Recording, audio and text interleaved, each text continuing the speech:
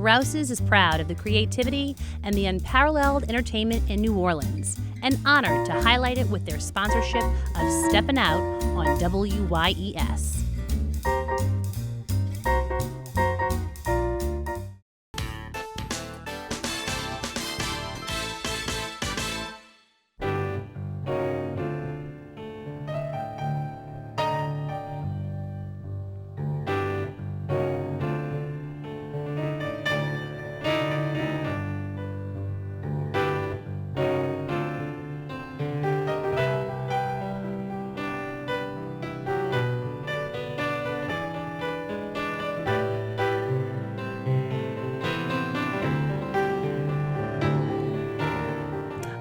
Scott Laborde, and welcome to Steppin' Out, with updates from the local restaurant, arts, and entertainment scenes. Joining us, Poppy Tooker, host of the Louisiana Eats program on WWNO Radio. Hey, Poppy. Hey, Hi. Peg.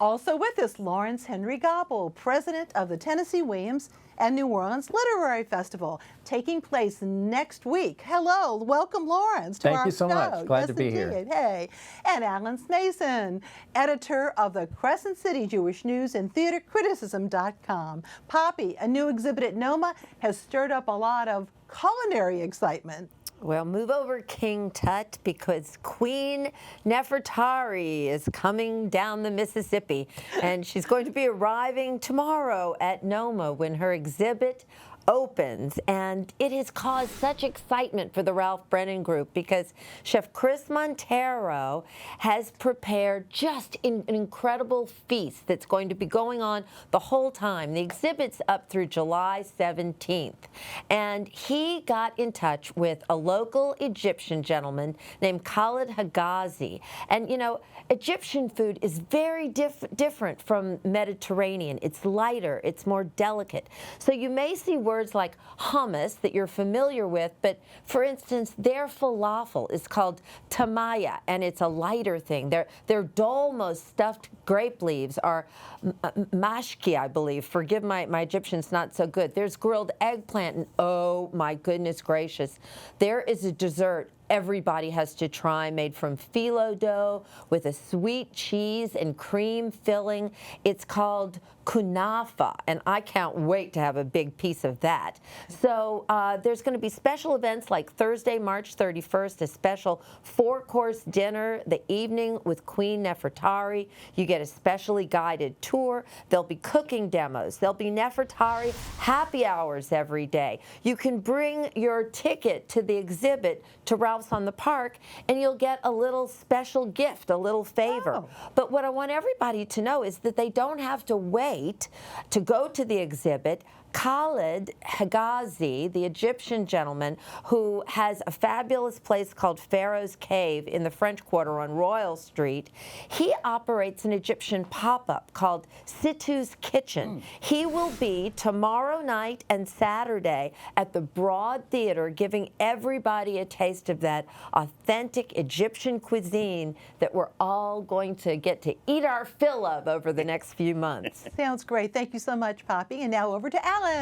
Well, we have a busy day today because we're going to have several reviews. And I wanted to first start off with The Drowsy Chaperone. Ricky Graham played the role of the man in chair back in 2011 when JPAS got together with Theater 13, the producing artistic directors at Rivertown Theaters, and put on this particular show. It's a role that Ricky played fantastically 11 years ago. It's better this time. He was great, even better today. Playing the titular character, of course, is Christy Bowen, who has her moment in the spotlight with As We Stumble Along, a song that won Beth Level a Tony Award. Again, the other leading lady is Janet Vandergraff, played by the talented Mandy Mueller. You can see her there. It's the chaperone's job to keep Janet away from her future husband, Bob Martin, played by Bryce Slocum, on their wedding day. And, of course, Bob has some help there with his best friend, George, played by Adam Seagrave. And, of course, you can see Ricky Graham as the man in chair in the back there, joining them in Cold Feet. The cast also includes Carrie Black and David Hoover. You can see them as well in this particular show. And, again, they play Kitty and Feltzig, the theater producer, and Corrine. They reprised their roles from a previous decade, along with Matthew Michael, seen right here on the right. There's Carrie, as the gangsters who are masquerading as pastry chefs. Also of note is the director, actor Gary Rucker, who plays an hysterical Latin Lothario named Adolfo. And as you can see, the set design is fantastic by David Raphael. He won back 2011 for Best Set Design, a Big Easy Award for that show. Again, choreography by Belle Tudor, delightful music direction by Jennifer Delott with sound design by Mark Fucci. Also, a big shout out to Cage Laney for her costumes. This may be the most thoroughly satisfying production at Rivertown. It runs for 2 more weekends. Meanwhile, performing again their closing week this coming week is Shrek. It's the latest JPAS performance at the Jefferson Performing Arts Center, directed by Chris Shaw. It's a very big cast with some great voices, including Enrico Canella, seen there as the title role as the ogre Shrek, with Josiah Rogers as Donkey. Princess Fiona is voiced by the wonderful Micah Richeron de Saulnier. It takes, again, the 6th song to bring her out on stage, but once she's there, she is a presence to be noted. This musical, of course, has the JPAS debut for Rogers as Donkey. He steals the show in numbers like Don't Let Me Go and Make a Move. The show is titled Shrek, though. Really, it's Canella with his booming voice at the center of the songs like Story of My Life, Who'd I Be When Words Fail, and I Think You Got You Beat with the Fiona, a delightful, improper song that the youngsters love to no end. And also not to be missed is Scott Sauber. Here you can see him. He's the magnificent as the pint-sized Lord Farquaad. Kyan Davis plays Dragon, the eventual love interest of Donkey, and her powerful voice is shared in a duet with Fiona as well. Shrek is conducted beautifully by Maestro Dennis Nassaf, with Michael Paternostro as the music director. The show features some very nice stage directions, the designs by Marco, that is, Direct Banco, and remarkable costumes by Avery Cole, wigs and makeup by Amanda Bravender. Shrek ends its run, unfortunately, this weekend on Airline Drive. All right, thank you so much. And I have a P.S., and of course this week we'll be talking a lot about the Tennessee Williams Festival. It turns out that the gentleman who wrote the book to Shrek the Musical was named as David Lindsay Abaire. And he is actually an early winner of the festival's one-act play competition. So, and he has it on his Wikipedia page too, by the way. Anyway, before we visit with Lawrence to talk about the upcoming Tennessee Williams Fest, here is an excerpt from the WYES documentary, New Orleans, The First 300 Years to Set the Stage. Our narrator, John Goodman. One young writer was drawn to New Orleans in the late 1930s, hoping to find work. Instead, he found inspiration. His name, Tom Williams. Once he moved to New Orleans, he became known as Tennessee. When he came here, he found a freedom he had never had before, and the shock of it against the Puritanism of his nature gave him the material he continued to write about. Williams lived in various places in the French Quarter from 1939 until his death in 1983. He moved into 632 St. Peter Street and an upstairs apartment where he had a skylight, and he said it looked as though you could reach up and touch the clouds and grab a handful and cool your fevered brow. In 1946, Williams was busy working on a play he called The Poker Night. He said, from that room, I could hear that rattle-trap streetcar running up one way and the one named Cemeteries running down the other, and it seemed to me the ideal metaphor for the human condition. Williams decided to change the name of the play to A Streetcar Named Desire. Blanche says, her first line in the play is, they told me to take a streetcar named Desire, to transfer to one called Cemeteries, and then get off at Elysian Fields, which of course is physically impossible. Those lines don't run in that sequence, but the metaphor, of course, is between life and death. The Elysian Fields represents eternity and the afterlife and whatever. So it's a wonderful, actually it's a wonderful key to interpreting the meaning of the entire play. The streetcar contains all of my major themes, and I wrote about the most. I did my best work on those themes in Streetcar, I believe. But those themes were were of a considerable number, I think. And I never repeated myself.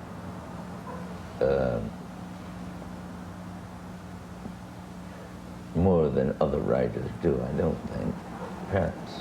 But a writer's opinion of his own work is not too trustworthy, you know.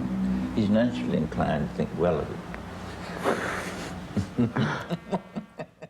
I just love that laugh, and special thanks to Eric Paulson for the use of that footage. Well, Lawrence, one thing I think we have to remind everybody is not only is the Tennessee Williams Festival a literary festival, but it's also a theater festival. So tell us how we're kicking it off next week. Yeah, it's a theater festival. It's music. It's cultural events. In fact, we're kicking it off with a celebration of the 75th anniversary of Streetcar Named Desire. And we have a Tony Award-winning actor, Michael Cerveris, hosting with local powerhouse Arsène Delay, and the show is going to be music. We've got marionettes, we have drag queens, and really intense drama from the show, from Streetcar Named Desire. It's going to be amazing at Monteleone, and that's Wednesday night. We're going to have a great time. We encourage everybody to come out for that.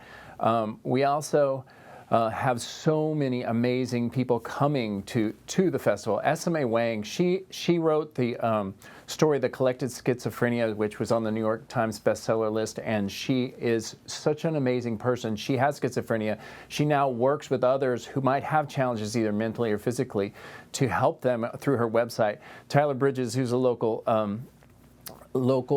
journalist, and he's got a great book out about his dad in World War II.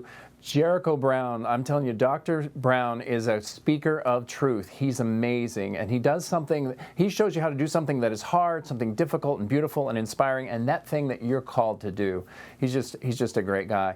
We have Lewis Edwards is coming, and Macon Fry. Macon Fry lives in the Batcher Settlement, which is this cool place on the other side of the levee. It used to have over 100 houses. Now it's down to about 12, but it doesn't belong in any of the cities, and it's people who live literally on the river. And we have a great panel with river rats and quarter rats for that. Robert Mann, professor at LSU, and of course our own Errol Laborde's going to be interviewing him. Tom Sankton.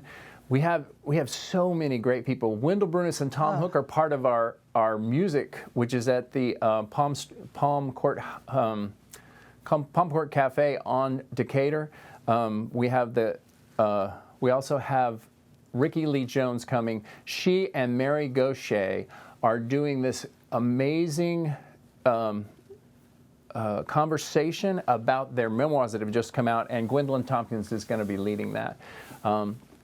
We have events all over the French Quarter, focused at Monteleone Hotel, but also at the Williams Research Center. So we hope that you'll come out and be a part of it. All right. And when we come back to you, we'll talk about another festival that's going in at the same time, that with some connections there, and TennesseeWilliams, of course, .net. Thank you so much, and back over to Poppy.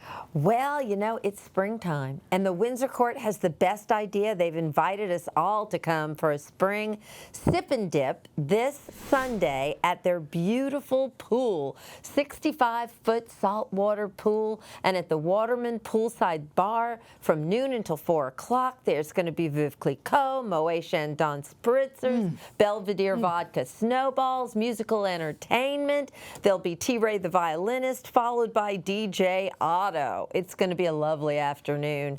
And then the following Saturday, for the Tennessee Williams Festival, we're hosting a drag queen brunch at Sobu with, of course, the beautiful Laveau Contraire, Debbie with a D. Oh, there's Coochie Leachy. Debbie just won, again, second year in a row, Best Costume for the Bourbon Street Costume Award. She's a special performer. The menu's fantastic. Nola hot chicken with smoke. There's me and Debbie wearing beignet and cafe au lait on our heads.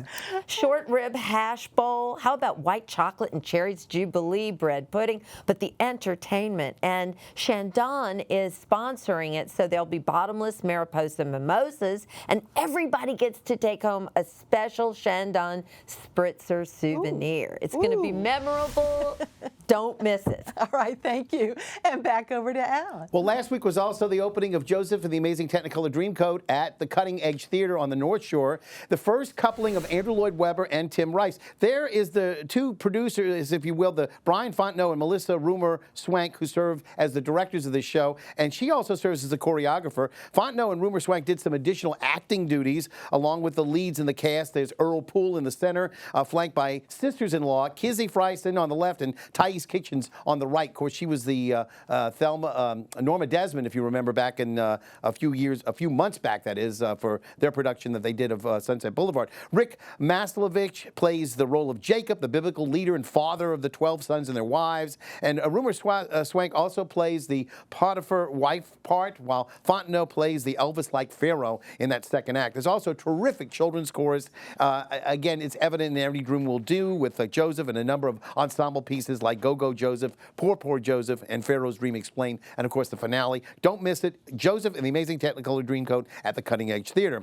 Now, it's hard to believe we were talking about Tennessee Williams. Yes, we're already here, a week away, and we wanted to talk about TennesseeWilliams.net. That is the website to go to find out all about the Tennessee Williams Festival and all the theater happenings that they have there. We mentioned, of course, Michael Service. Here's a photo I ended up taking of Michael, who's going to be doing that opening as well. And one of the theater pieces that I wanted to mention is For Whom the Southern Bell Tolls. This features Tracy E. Collins. And of course, Tracy is a well-known, fantastic actress around town. She's going to be featured. That work's being presented by the Tennessee Williams Theater Company, directed by Augustin Carrero. On the right here, with his partner and co-artistic director, Nick Shackelford. That's at the WYES studios. And in addition, they're going to do Christopher Durang's Desire, Desire, Desire, and Roberto Aguirre-Cercas's Swamp Gothic. They'll all be presented at the Lower Depths Theater at the Loyola University campus. And again, that's For Whom the Southern Bell Tolls. And here's David Hoover. Who can't say that they don't love David? He's having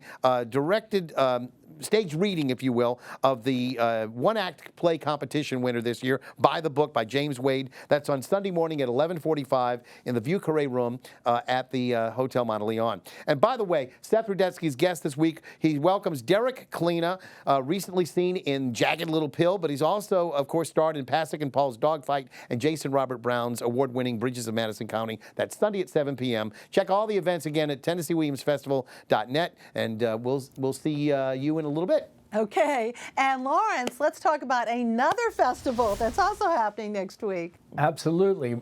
We are privileged to be part of the Saints and Sinners, which is the LGBTQ literary festival, and we have really amazing writers' crafts. We have master classes. In fact, who I mentioned earlier is going to be Pamela Sneed's coming. We have Mary Gaucher, Eric Nugent. Eric Wynn, he wrote this book about losing things to the water and about a refugee family from Vietnam coming to New Orleans. It's an amazing book. So you and Greg, of course, is from here, and he writes erotica, and he's Mary. I mentioned her before, Mary Gaucher. You've got to hear this voice. She puts her soul into her music, and we're really excited to have her.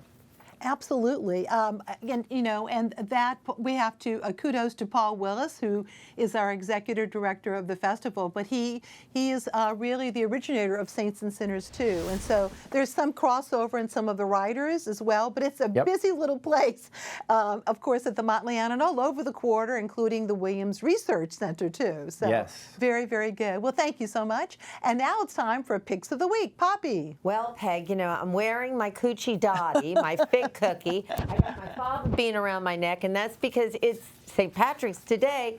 St. Joseph is coming on the 19th, and there's altars all over town as always, and you can find the listing of where all the altars can be found on our WYES website. Yes, and I have a PS, okay, because we wanted to tell you about the St. Francis Xavier cookies. Look at these beautiful cookies, San Francis Xavier. That's on Metairie Road. That I would term as a mega altar, and that is open Friday and Saturday. And they even have a mass and where they do the tupa tupa tradition as well. So that's all coming up on the weekend. But St. Francis Xavier Church, look at that. And also we've got the St. Joseph altar of Beauregard Kai's house, and that will be on the 18th and 19th from 10 a.m. to 3 p.m.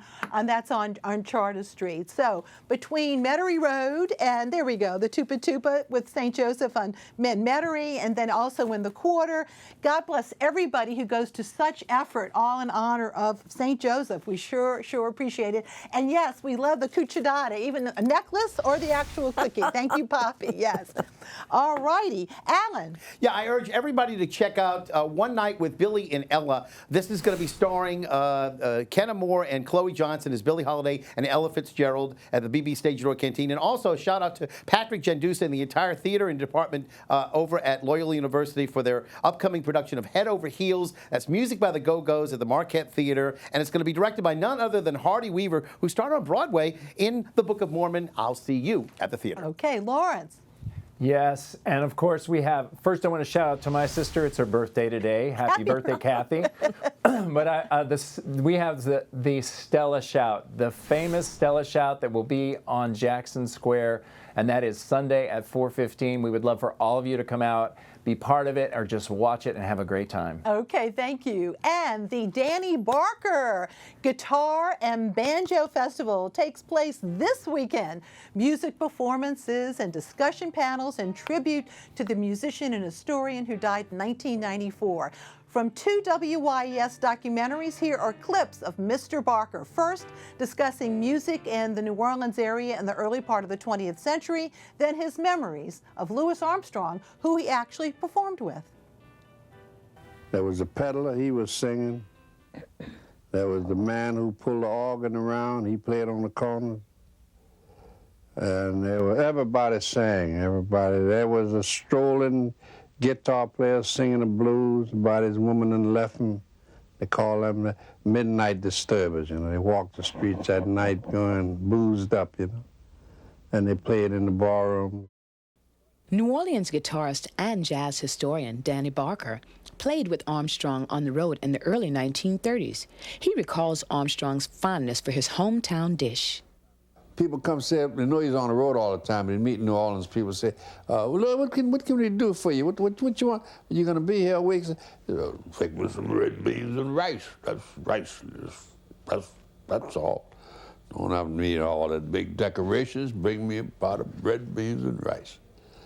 So Louis remembers all that and writes some of his letters. Red beans and ricely yours, Louis Armstrong. Go to DannyBarkerFestival.com for details. There will even be a tribute to the late jazz historian Don Marquis, who was such a dear, dear man. And now I've got lots of other picks, too. 13 artists, including Jacques Soulas, who's a beautifully realistic artist. He'll be featured along with others at an opening reception that's this Friday from 5 to 8 p.m. at a place called The Building.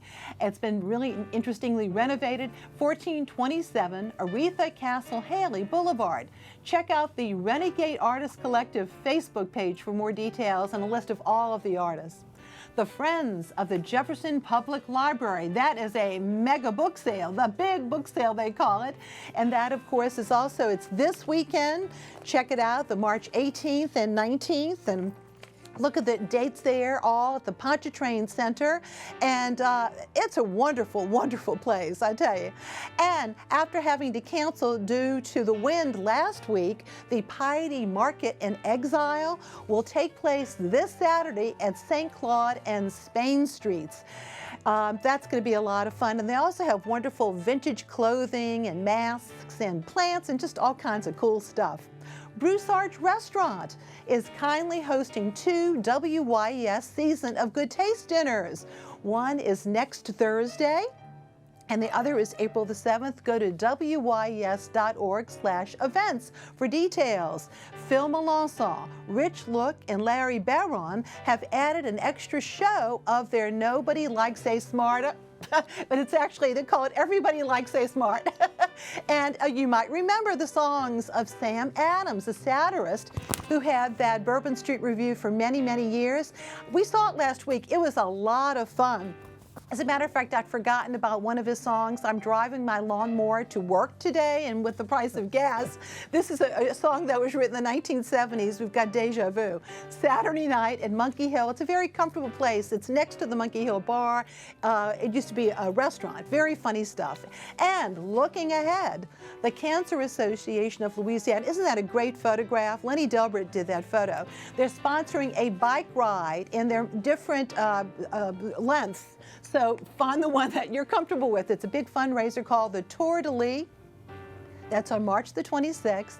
And to sign up, go to tourdelelaw.org. That poster by Lenny Delbert is available as a fundraiser.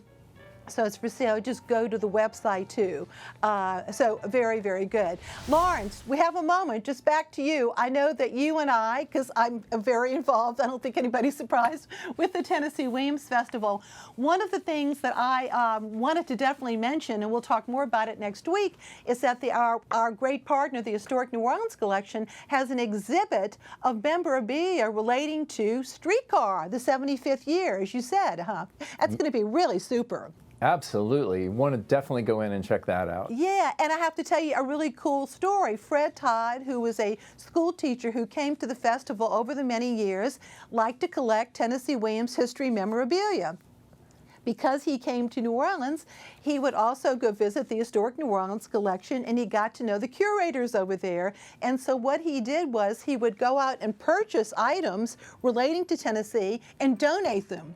Wow. To the Historic New Orleans Collection. So our great Historic New Orleans Collection actually has many, many rare items, including, and I'm hoping this is going to be on exhibit, Vivian Lee's a photo album that belonged to Vivian Lee, taken of photos from the set of Streetcar. Wow. And I'll give you one last piece of trivia on this, and that is that the only scenes that were shot in New Orleans, but they did come to New Orleans for Streetcar, is when Vivian Lee gets off the train at the very beginning of the movie. And she's at the L&N station, which is near where the ferry terminal is, on Canal Street, right at the beginning of Canal. And then you see the Canal streetcar making a loop at the top of Canal. Those are the only scenes. While Elia Kazan and Vivian Lee and the company were in town, they were actually treated royally by Owen Brennan, the original founder of Brennan's. Really? He had a restaurant called Brennan's Vieux Carré. This is before Brennan's, because he would entertain the stars. So there you have it, a little bit of Tennessee Williams trivia. But Lawrence, it's great to have you with us. And of course, Poppy and Alan, always good to see you, my dears. And thank you for watching. Good night.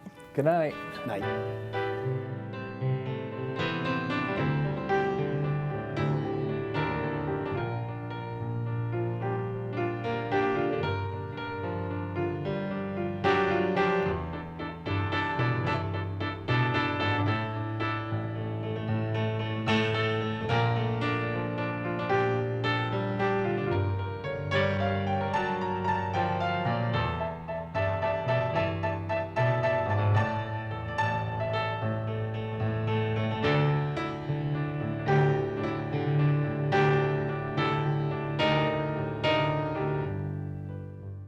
Rouse's is proud of the creativity and the unparalleled entertainment in New Orleans, and honored to highlight it with their sponsorship of SteppinOut on WYES.